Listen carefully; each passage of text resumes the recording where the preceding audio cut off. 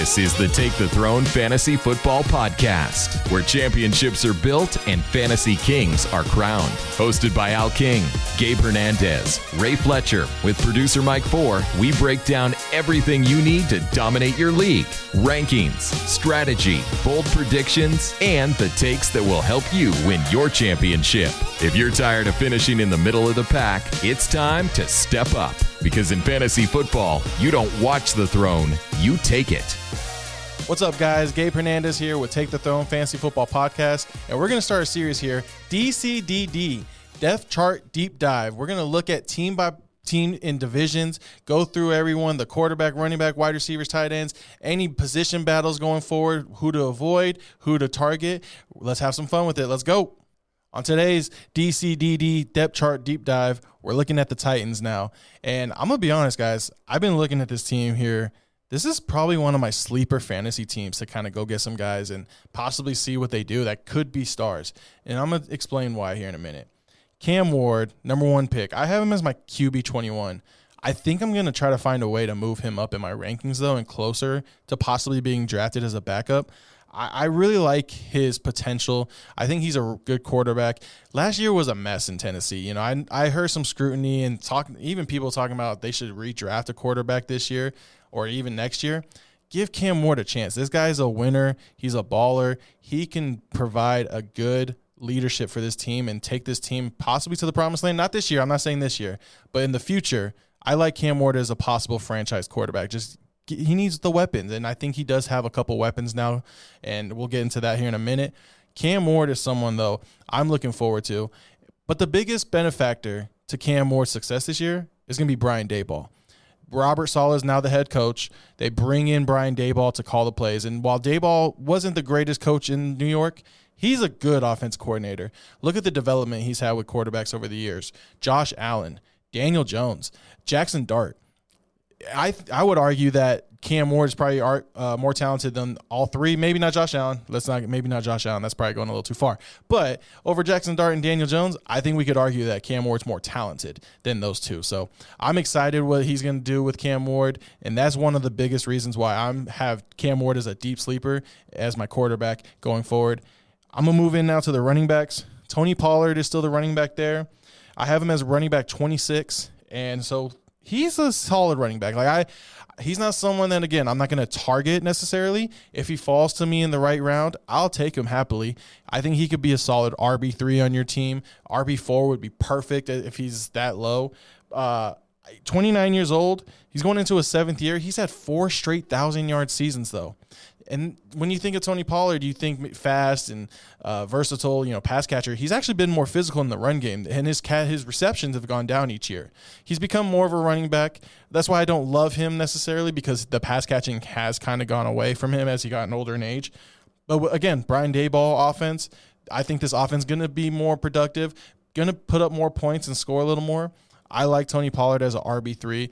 RB4 would be a great spot for him on your team, but look for Tony Pollard. Tyjae Spears, I have his RB52. They do utilize him, and I can see him moving up a little bit.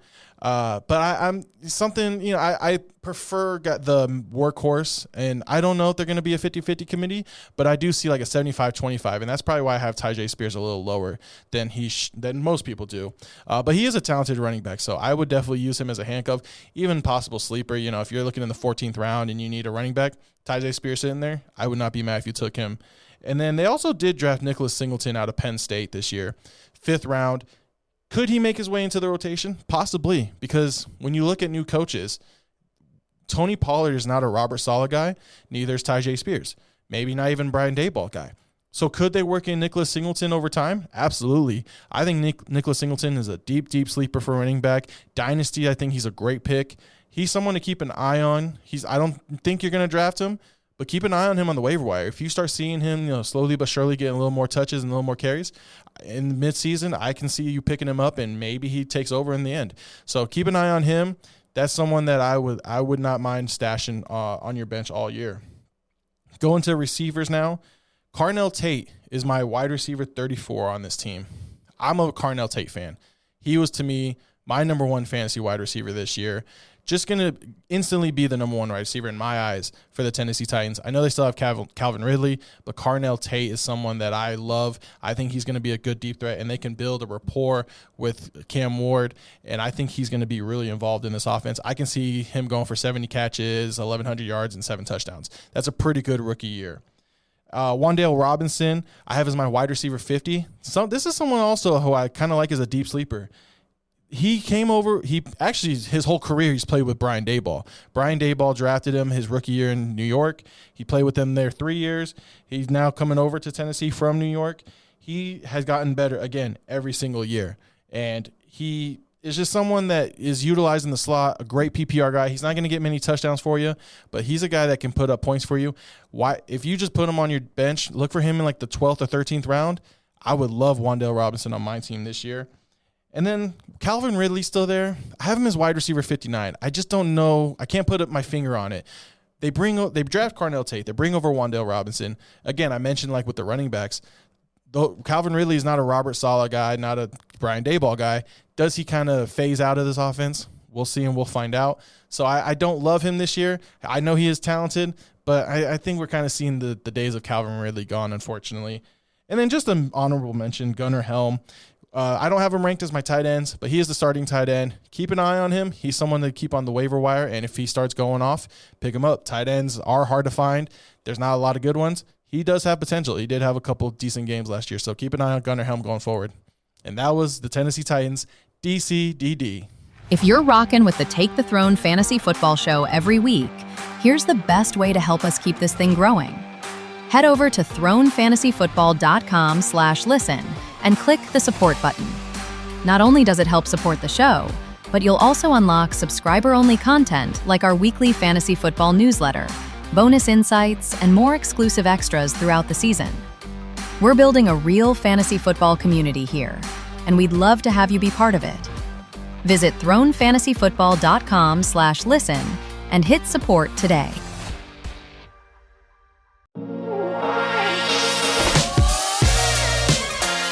This is the Take the Throne Fantasy Football Podcast, where championships are built and fantasy kings are crowned. Hosted by Al King, Gabe Hernandez, Ray Fletcher. With producer Mike 4, we break down everything you need to dominate your league. Rankings, strategy, bold predictions, and the takes that will help you win your championship.